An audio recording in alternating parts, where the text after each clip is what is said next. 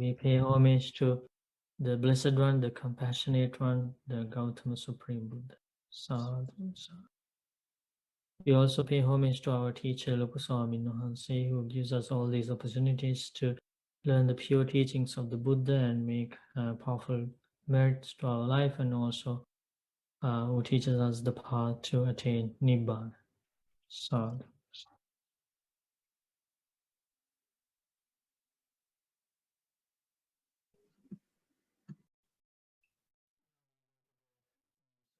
Kuṇḍaliya Sutta. Kalyanamitta to read the sutta. Bante, may I? Okay. Kuṇḍaliya. At one time, the Buddha was staying near Saketa in the deer part of the Anjana wood. Then the wanderer Kuṇḍaliya went up to the Buddha and exchanged greetings with him. When the greetings and polite conversation were over, he sat down to one side and said to the Buddha, Master Gautama, I like to hang around the monasteries and visit the assemblies. When I finish breakfast, it's my habit to wander from monastery to monastery, from park to park. There I see some ascetics and Brahmins speaking for the sake of winning debates and finding fault. But what benefit does Master Gautama live for? The benefit the realized one lives for, Kuṇḍaliya, is the fruit of knowledge and freedom. But what things... Oh, sadhu, sadhu, sadhu. Good. So now you can understand that the wanderer's name is Kuṇḍaliya, and he was not a follower of the Buddha. This is the first time he met the Buddha. And what was his habit? Debates. He No. wants to visit from monastery to monastery and parks to parks. Yeah, wandering from monastery monastery, and to see how what they are doing, the other ascetics. Yeah. Right. And what did he notice? That most of them debating, want to win. Yeah, they wanted to win from debates, and so that's kind of their goal, the goal of their religious life, their monk life, basically. So he saw many of them debating on different topics, and so he wanted to, he actually thought, maybe he thought that the Buddha and his disciples also do the same thing. Their goal in life, their aim is in life also to win debates. So that's why he asked this question. He asked the Buddha, what is your goal in life? And the answer, the realized one means the Buddha. The Buddha lives, the benefit the Buddha lives for is the fruit of knowledge and freedom. The true knowledge means vijja. Vijja means the true understanding of life. That is the goal of the Buddha. That's the goal. Freedom. Freedom means liberation from suffering. So the goal of the Buddha is to be liberated through the true understanding of life. How do you think about that? Isn't that a very good goal rather than debating, winning debates? Yes, Bante. That's a beautiful goal in life, right? To be liberated from suffering through the right understanding of life. And maybe that wanderer Kuṇḍaliya heard this for the first time in his life. Those insightful words that some people are having these kind of goals in their life. Even today, if you ask people, what is your goal in life? Would you hear such a goal? Very rarely, very rarely. You see like worldly goals in most of the cases, or to achieve material things. This is a special goal in life. And actually, as wise human beings, we need to have this goal in our life, because you can see how all the material things are separated from us, and we have to be separated from them too, and how temporary they are, right? And the suffering and pain that are bound with these material things. So among all these conditioned things in the world, we need to think about some advanced goals in our lives. Otherwise, we will fail in our life. Because if we build our dreams, our wishes, our future on these material things, when the material world fall apart, we will have to cry. We will be sad. It's not because of the fault of the world. The world is always like that. It's because we have not set an advanced spiritual goal in our life. So now you like to learn more about that goal of the Buddha? Yes, Bhante. Yes, like all of us like to know about it. The wanderer Kuṇḍaliya was very curious about it. He badly wanted to know about it. And he was shocked to hear this for the first time in his life. That's an amazing goal, to be liberated from suffering through right understanding of life. So now he's asking questions.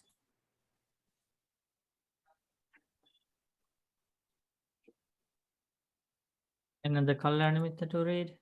Bhante, I can read. Okay. Did you? Gita? Okay, sure. Thank you, Bhante. Thank you for the opportunity. Mm-hmm. But what things must be developed and cultivated in order to fulfill knowledge and freedom? The 7 awakening factors. But what things must be developed and cultivated in order to fulfill the 7 awakening factors? The 4 kinds of mindfulness meditation. Okay. So normally, this is the difference. Like, if we heard that somebody's goal is to be liberated from suffering through right understanding of life, we may say, oh, that's a beautiful goal. That's a beautiful goal. And that's the end of the conversation.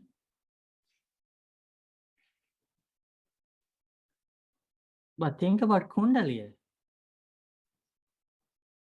Did he stop there saying, oh, that's a nice goal?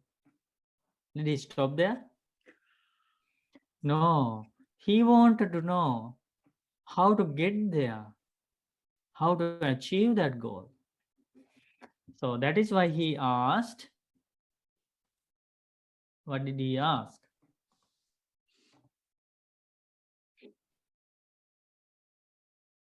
Even though these are 2 sentences kind of, it's a long, deep lesson we should learn.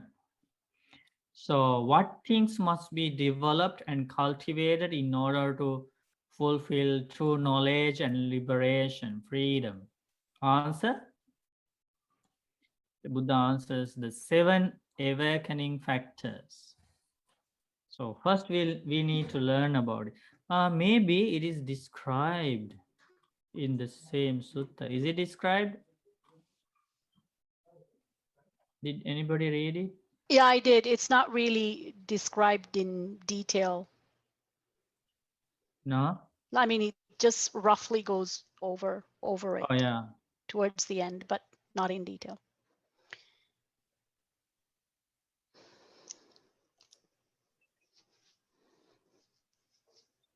Okay, so maybe we can go further, and at some point I will explain it. Okay, what are the 7 awakening factors? So if somebody develops these 7 awakening factors, what is the result?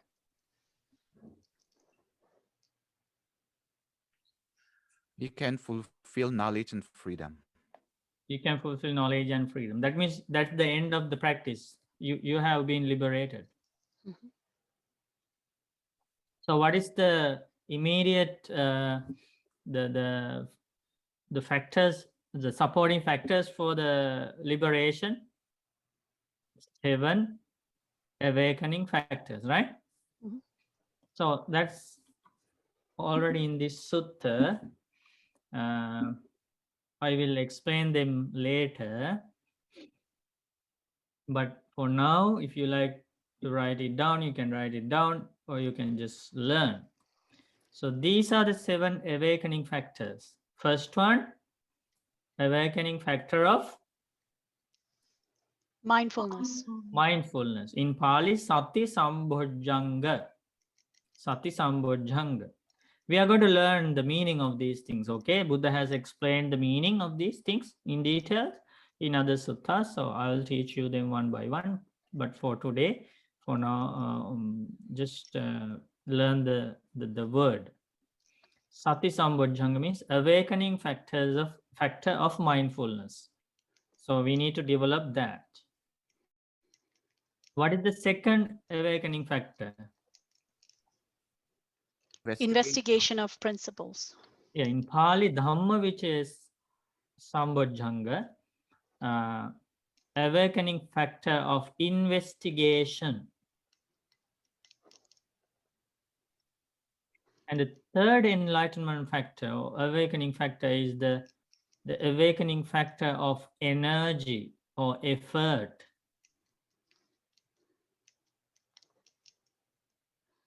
The next awakening factor is rapture, awakening factor of rapture, or like joy, spiritual joy.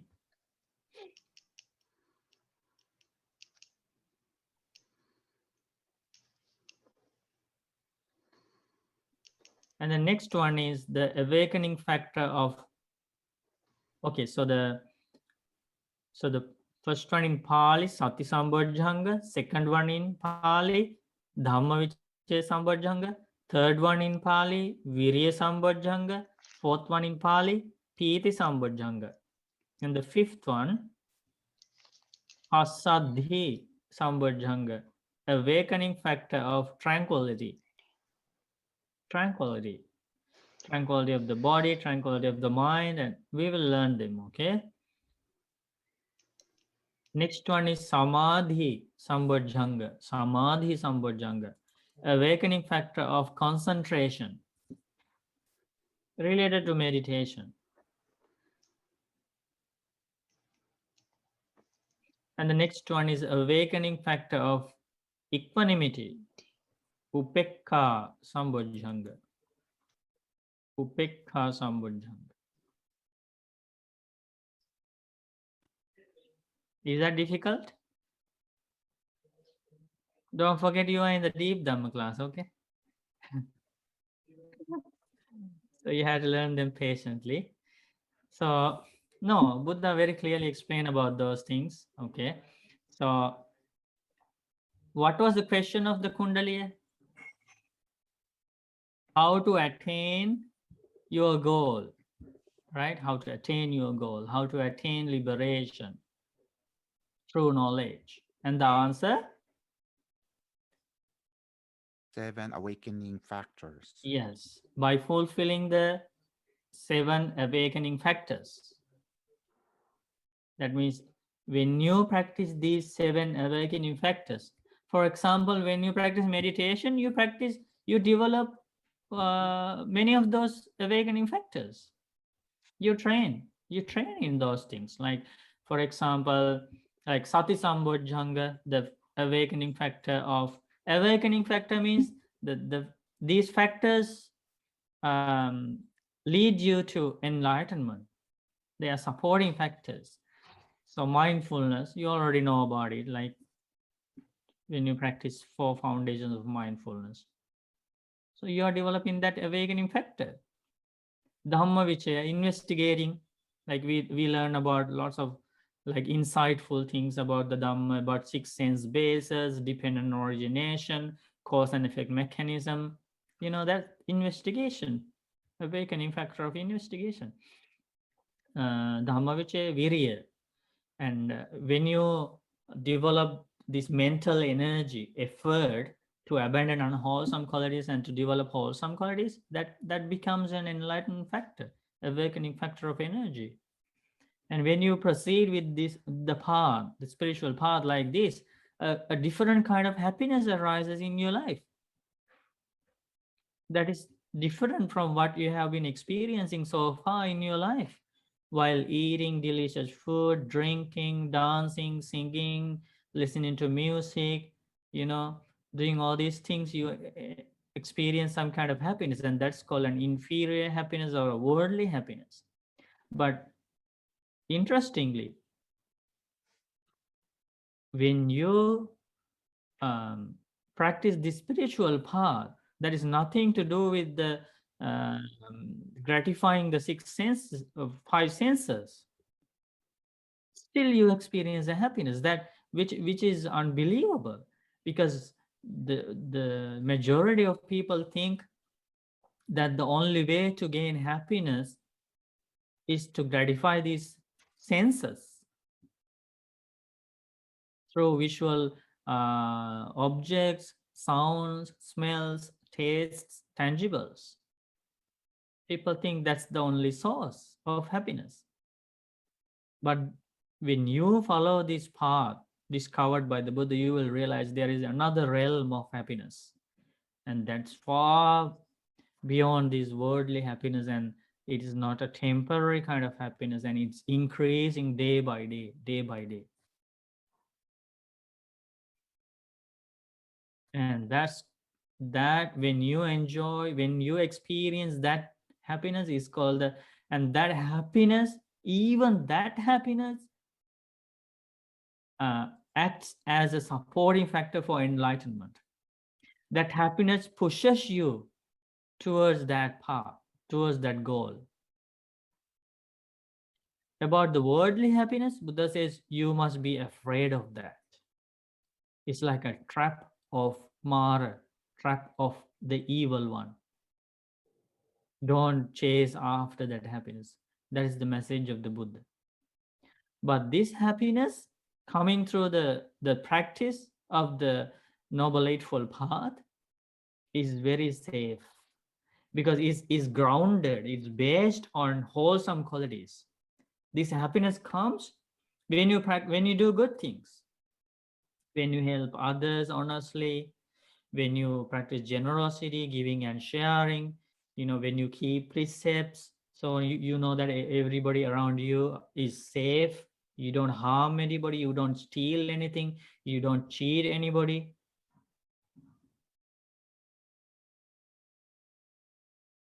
That's the happiness we need to develop in our life.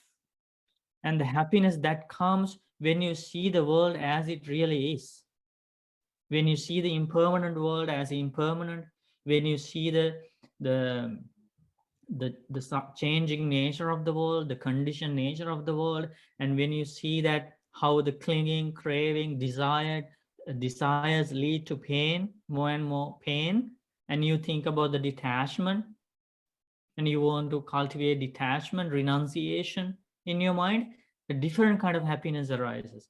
And when you proceed with the path, you understand that when you experience the same situation in the past, when you were separated from loved ones, you cried a lot and you were very sad. But when you understand the true nature of the conditioned worlds, it's a completely different feeling. You see that you can face this world with ups and downs with a balanced mind. And when that happens to you, your mind compares the first part of your life without knowing the true nature of the world, and the new part of your life with knowing the true nature of the world, and the different kind of happiness arises when you understand that you can face ups and downs with the realistic perception. And that's good type of happiness, joy. That's called awakening factor of rapture. That's only one example, but it's deeper. It goes deeper and deeper, even to the extent of meditation and other vipassana. We can discuss about that later. But now you can understand it, that is related to the spiritual happiness. So piti sambojjhanga, passaddhi sambojjhanga, and when the practitioner uses this Dhamma and practices samatha meditation, vipassana meditation, reflecting on the Dhamma, and especially through the mindfulness practice, meditation practice, the body becomes tranquil and the mind becomes tranquil. That tranquility of the body and mind, like maybe you already have, like during your meditation, you feel some kind of tranquility, right? Some clarity of the mind, the peaceful nature, the calm nature of the mind. And you can sit like maybe for 30 minutes, 1 hour or so. You feel that comfort in your body. That's the tranquility. And that's an awakening factor according to the discovery of the Buddha, because that tranquility also leads you to the enlightenment. So that's why it's called enlightened factor of tranquility. So sati, dhammavichaya, viriya, piti, passaddhi. And the next one is samadhi sambojjhanga. When you practice concentration, the mindfulness, the mind becomes concentrated little by little, and that concentration directly leads you to the enlightenment. So that's why it's called enlightenment factor of samadhi, concentration. And finally, the upekha sambojjhanga, enlightenment factor of equanimity. And you little by little you will understand how the world works, how this life works, how conditioned things come into exist and how they pass away. So your mind starts to see the true nature of the world, and that seeing leads to the enlightenment. That's called its upekha sambojjhanga. Okay, so Buddha explains, to achieve this goal, to be liberated from suffering through the true knowledge, these 7 awakening factors needs to be fulfilled. You understand now? Don't think that it's impossible to develop these things, okay? These are for human beings. Okay, not for some strange kind of beings. These were taught for the human beings and the devas, and also for the heavenly beings. And thousands and thousands of humans develop these things and achieve liberation. So please place your confidence in that. Don't think that it's impossible to achieve these things, and it's very hard for some people, but not impossible.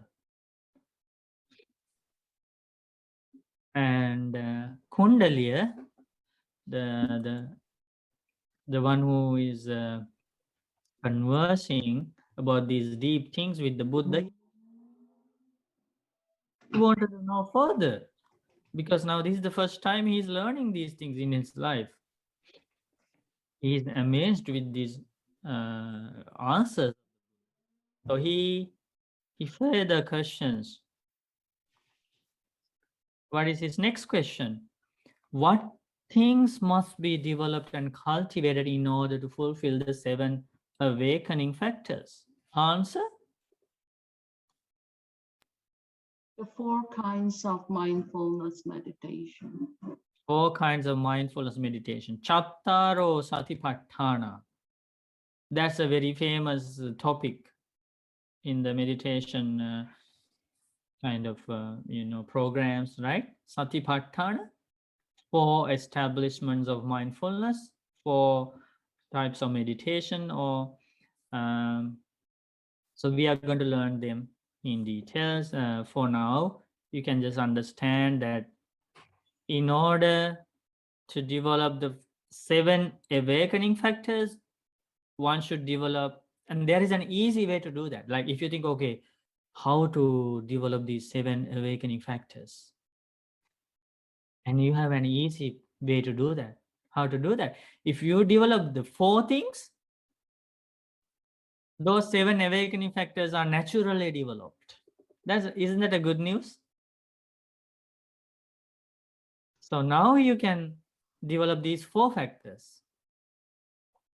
And that's the mindfulness of the body, first one, mindfulness of the feeling, that's the second one, mindfulness of the mind, that's the third one, and mindfulness of the Dhamma factors. So Kaya Anupassana, what is the second one? Vedana Vedana Anupassana, what is the third one? Chitta Anupassana, Chitta Anupassana, the fourth one? Dhamma. Dhamma Anupassana. These are the 4 areas discovered by the Buddha that one can develop mindfulness in order to see the true nature of the life. It's very clear. There is nothing hidden or any artificial thing here. To see the true nature of the body, the mindfulness to see the true nature of the body, to develop the mindfulness to see the true nature of the feelings that we are experiencing all the time in our life. Third one is the mindfulness to understand the true nature of the mind. And the last one is the mindfulness to understand the true nature of the deep Dhamma things in our life, Dhamma factors. That's the fourth one. Now, are you ready to practice those 4? Kuṇḍaliya wanted to know more about it. What did he ask next? He asked, what did he ask? But what things must be developed and cultivated in order to fulfill the 4 kinds of mindfulness meditation? The 3 kinds of good conduct. Okay, that's another good news. If somebody felt, oh, developing those 4 types of mindfulness meditation is hard for me, is there an easy way to do that? Yes, there is a path to develop that. What is that? Developing 3 kinds of good conduct. 3 kinds of good conduct. That's a very good place we can start off. So that means if you develop 3 kinds of good conduct, I'll explain, okay, the meaning of the 3 kinds of good conduct. If you develop the 3 kinds of good conduct,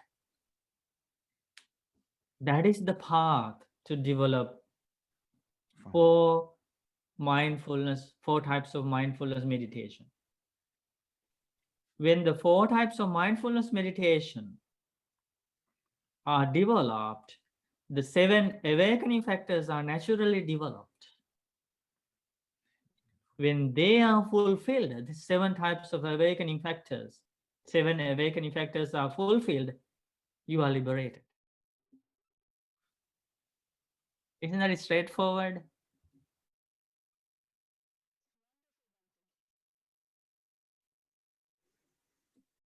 That's how people became liberated. Okay, to learn about the 3 kinds of conduct, I think you have to join for the next Deep Dhamma class. Okay, any questions you want to ask? I have a question. Bhante. Bhante. I'm sorry, go ahead. Nitya. Are the 7 awakening factors, do they progress in a linear fashion? Like first you will have to develop mindfulness, and then you will be able to move on to the next stage. Is that how it works? when you read the description about each of them, you will realize it's not wrong to think that they are kind of developed simultaneously. Like even in one meditation, okay, you know what? I think there is a sutta. We can read that. In that sutta, Buddha teaches very clearly that when one meditation is developed, when a person is practicing a single meditation, all of these factors are fulfilled. So that means you don't need to wait until the first one is finished to go to the second one, and so and so. So in the path, all of them are developed by practicing a certain type of meditation. Thank you. Okay, you're welcome.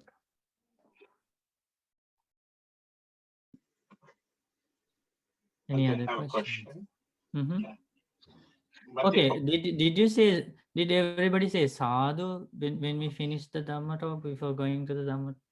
Because you should be amazed of the knowledge of the Buddha. Sadhu, sadhu, sadhu. Aren't you amazed of the knowledge of the Buddha, the path to liberation? It's perfect. That's the type of feeling we should develop when we finish a Dhamma talk. Like, for example, today I taught to a kid about the merit sharing. Okay. So he didn't know that we can share merit with departed relatives. And he didn't know that that is the only way we can help our departed relatives, dead relatives. He didn't know what happens when we share merits with our departed relatives. So I taught him one by one. And after I finished teaching, you know, this is how Buddha taught that there are so many relatives who lived with us, not only in this life, even in past lives, unseen past. Parents who lived with us, brothers, sisters who lived with us. There are so many in the ghost world. And the kid asked, how do you know? And I answered, the Buddha said so. Okay. Then he understood. I said, Buddha taught that there are so many relatives in the ghost world who lived with us in our past lives, and they don't have food. And then the kid asked, if our past life parents, if giving birth to us and giving everything to us, if they helped us, how come they went to ghost world? They supported us so much, so how come our parents went to ghost world? And then I told them, okay, it's true that parents support us, but still some parents kill humans and animals, steal, engage in sexual misconduct, tell lies, take intoxicating drinks and drugs, get angry, all these bad things. So that's why even though they help their children, still they do bad things and they go to a ghost world. And so he understood. Then I said, so when because they are suffering there, they don't have food, they don't have clothing, they don't have places to live, they are suffering. So Buddha taught us that if you give food to Bantes or to virtuous people, and you share merit with your departed relatives, delicious food would appear to them. They would get food, they would get drinks, they would get clothing, dresses, places to live. And that's how Buddha explained about the benefits of sharing merits. And he was kind of looking at me because he learned this for the first time. And then I told him, I asked him, aren't you amazed of the discovery of the Buddha?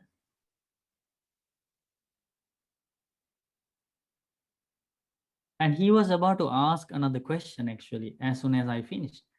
And I told him, okay, stop.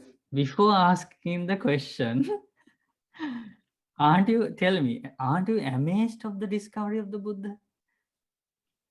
Because if Buddha didn't teach us about this, how would we know that we can still help our dead relatives, our dead parents, our dead brothers, sisters? How do we know? So when you learn this for the first time, aren't you amazed of it? And don't you want to say sadhu, sadhu? And that's the difference in the time of the Buddha. When they learn something amazing for the first time from the enlightenment of the Buddha, they would say, Acharyam Bhante, Abhutam Bhante, amazing Bhante, excellent Bhante. I have never heard this. It's like something was overturned, was revealed, and the lamps were, someone put the lamps to see in the darkness.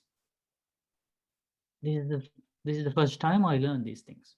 So then I taught him, okay, this is the kind of natural feeling you should have before going to the next question, right? What do you think?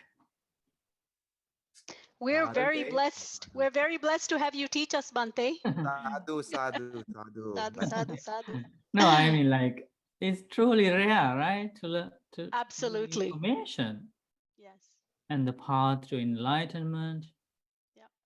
But unfortunately, I think because of the ordinary, the learning system, the school system, the university system, I told that it's not the problem of the kid.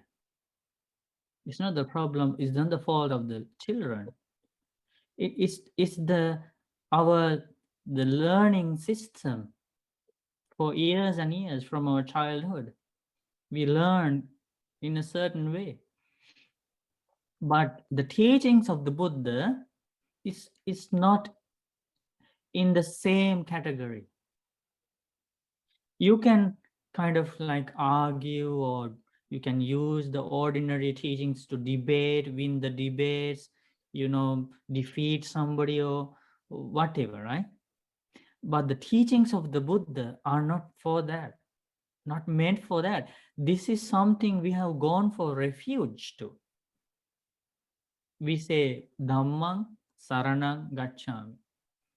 I have gone for refuge to the Dhamma, teachings of the Buddha. That means this is the only thing that's going to help us for liberation from suffering. So it's like the true stories that we have been wandering from life to life, from world to world, mostly through the miserable planes such as hell, animal world, and ghost world. And after a very long time, we came across the teachings of the Buddha.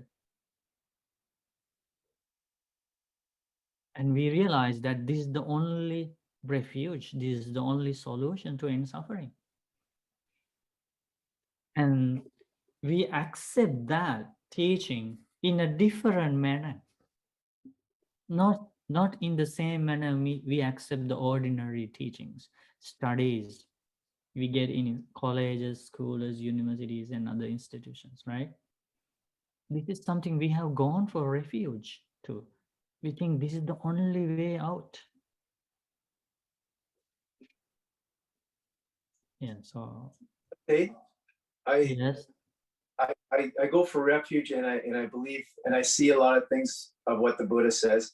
I can't say I believe in the merit of what we talked about the other day.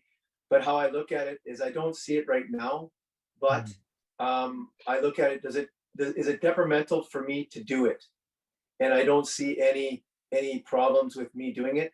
So if it helps somebody that, and I can't understand it yet, I do it, but I don't believe it yet, but I still do it because it doesn't hurt me in any way for doing it.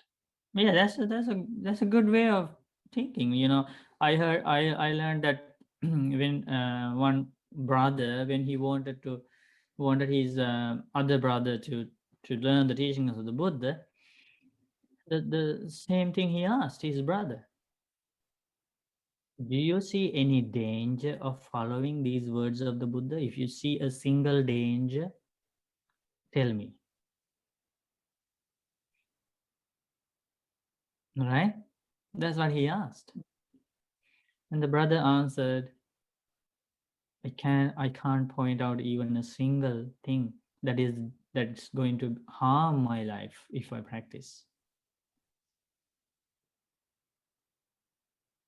And then the brother asked, so why don't you start reading this? That's the day the brother started reading suttas. Yeah, so you can't find even a single statement of the Buddha that is harmful for you and harmful for others. Isn't that amazing? That is, yes. That's amazing. Onto the next line in the sutta, just jumped ahead and talked about sense restraint as promoting the So even though I closed the screen sharing, you found it out. Yeah. And it was just, it made me reflect on the video of Sri Lanka and the monastery. And maybe it's just my senses because I'm not used to seeing this kind of place, but it was hard to restrain the senses when you're looking at that. But maybe if you're there and you're in that environment, I suppose it's a different kind of sense restraint. Normally here we're dealing with other kinds of sense restraint, but that's a kind of sense restraint too, that at least from a perspective here in Richmond Hill, you know, it creates a Yeah, kind so of the a Rob is sense. talking about the next part of the sutta actually. There is a part of the sutta about sense restraint, so we will learn about it in the future. So yeah, but briefly, that kind of environment, kind of a remote Natural. environment, yeah, natural forest area, and it supports a lot for the monks' practice, and it's highly encouraged by the Buddha to live in remote forests, away from the ordinary experiences or whatever. It helps until your mind is developed. Yeah, I think Bante, most people just prefer to really to see is to believe, something like that, you know. So even though Buddha is there, who gave us all of these teachings in order to eradicate and to be liberated, but then they always want to see, okay, and Yeah, because but that's okay, because there is a quality of the Dhamma, ehi pasika, come and uh-huh. see. And of course it's doubt, right? So which comes next, and also the problem could be the faith. So these are some of the things that yeah, some people, you know, consider, and then Yeah, why so they that's couldn't true, proceed. because you know it's a gradual training. You know, Yeah. somebody may have some degree of faith, and another individual has a different degree of faith, and both of them, the faith is increasing, right? So it's different stages of the path. But when you attain this stage, anybody who attains the first stage of enlightenment, the faith is unshakable. It never decreases. It never decreases. Bante, that is so true. Yeah, there's unshakable faith. Yeah. Yeah, it's only increasing. It never decreases. But and those who are in the path to stream entry, the first stage of enlightenment, those who are practicing for that, also their faith only increasing, Mhm. never decreases. But there are other practitioners, we call their faith is shaking, Mhm. Mhm. increasing, decreasing, increasing, decreasing. So in different stages of the path. So foundation is not strong, I guess. The Yeah, base, but still they are just the also building it. learning, learning the Dhamma, building. reflecting on the Dhamma. So they will come to the unshakable faith stage one day. So it's That's like right. that. Or they will lose the faith at all, right? It can, anything can happen. Not only faith, energy, The doubt. mindfulness, concentration, and wisdom. All those factors are like that. Thank you, Any Bhante. other questions? But they have a question. Mhm. This all the qualities and the factors explained in the Kuṇḍaliya Sutta can be developed as a layperson, Bhante. Oh yeah, That's a good news, Bhante. can be can be developed by a monk, by a nun, male follower, female follower. It's the path. Thank you open for to saying all. that, Sadhu, Bhante. sadhu, Thank you. sadhu, Thank sadhu. you for saying that. Sadhu, sadhu, And sadhu. and listen, that is the person who is listening to the words of the Buddha is already a lay person. If it is not beneficial for that person, Buddha would never teach it. Let's see what happens in the end.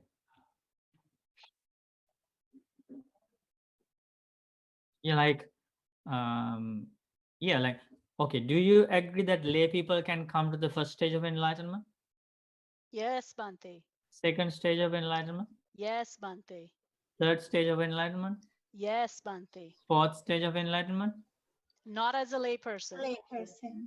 You have to give up, relinquish. Yes. Yeah, but you can as a layperson. Why? Buddha's father was a layperson when he became At the moment of death, right? At the Arhat. moment of passing. Yeah, at the moment of passing away. Yeah, but as a layperson. Okay, so see, all the stages of enlightenment are open to all the types of disciples of the Buddha, right? Whether you are monastic or not a monastic. And if the stages of enlightenment are open for everybody, how about the enlightenment factors? Open to all. They should be open to all because they are the factors leading to the enlightenment.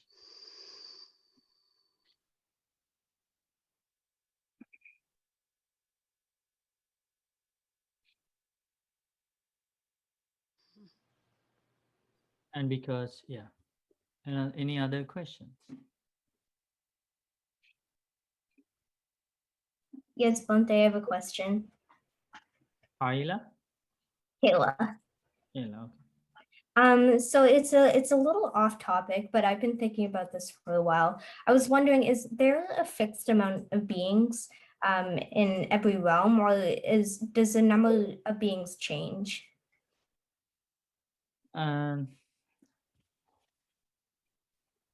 I haven't come across such a teaching about a fixed amount of beings, but I know that there were other teachers in the time of the Buddha. They talked about some religious teachers named Makkhali Gosala, Ajita Kesa Kambali, and in their teachings, they talked about a fixed amount of rebirth, at least, fixed amount of rebirth. They gave a number that every being should be reborn for 84,000 times. In the end of the 84,000, everybody will attain Nibbana or whatever, attain liberation. Okay.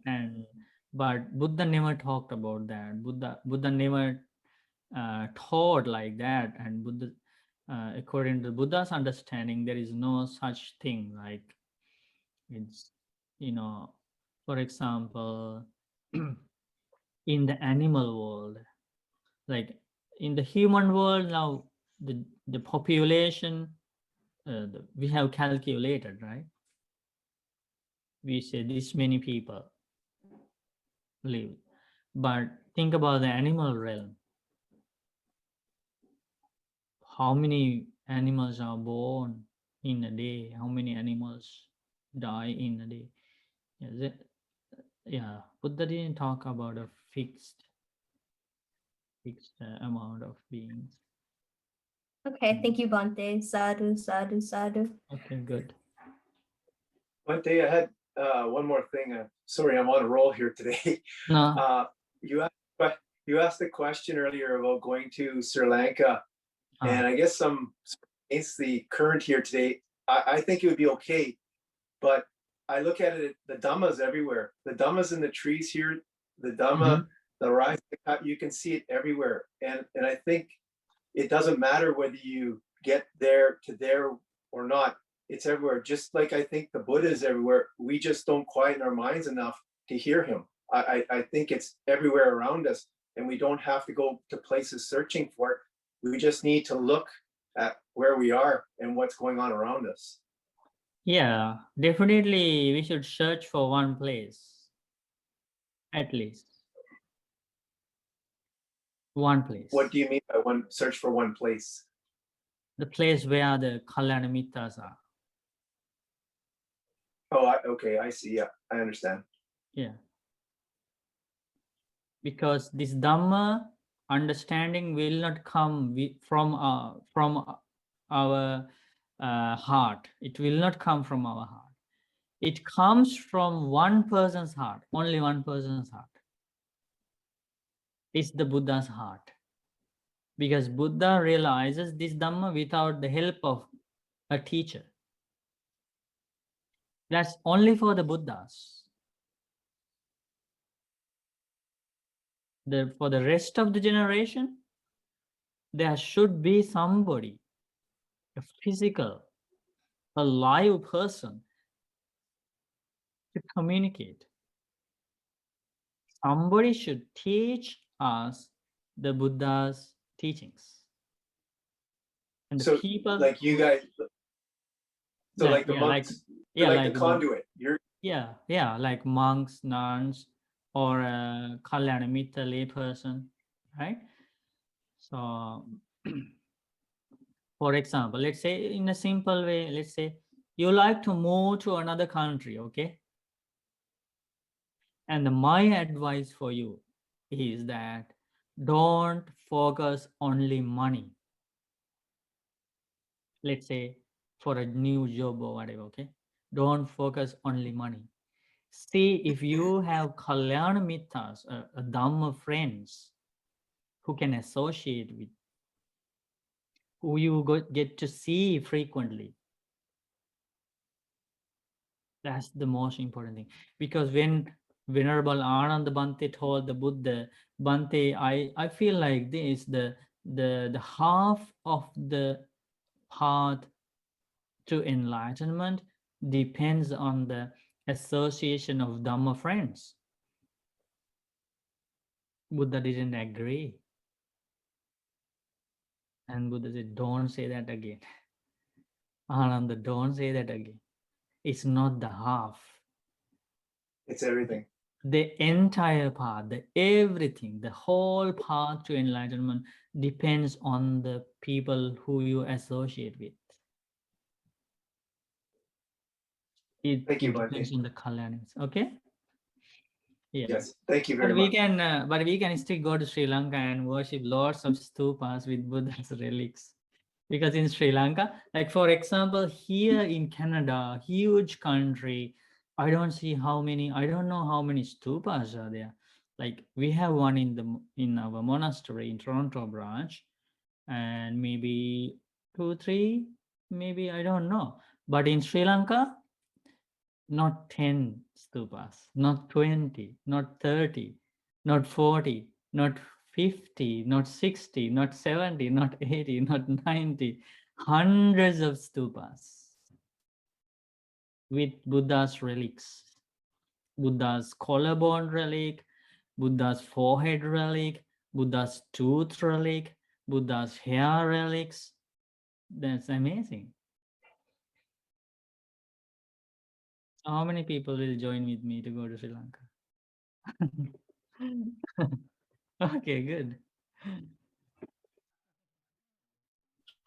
Any other questions? Anything, doesn't have to be related to the today's Dhamma talk or whatever. You can ask anything you like to ask. Bante, can I ask one question, please? Mhm. Bante, what is the difference between Arya Savaka and Satpurisa, Bante? Is it Arya Savaka, the eight types Oh, of like individuals?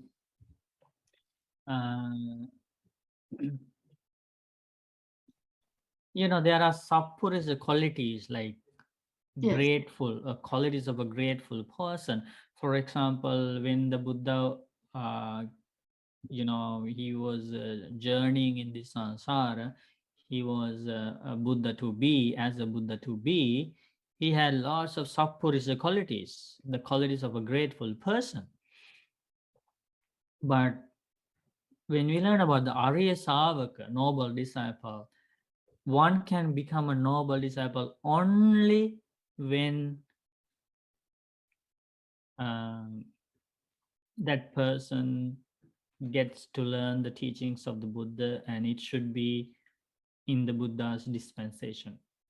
The noble disciples will be only in the Buddha's dispensation. So the noble disciples will be either the disciples on the path to stream entry, or stream entrance, or once returners, non-returners, arahants, and like that. So noble disciples are very special. If somebody becomes a noble disciple, they will never be reborn in a bad place. But all the noble disciples are Sappurisas, grateful people. Okay. Right. Thank you. Okay, so I think we learned so many things. We should be really grateful to the knowledge of the Supreme Buddha, the effort Buddha made to become enlightened, all the sacrifices the Buddha made, the Buddha to be made in this long journey of samsara to understand the truth of the life, and the Buddha discovered the path to liberation. So we say sadhu, sadhu.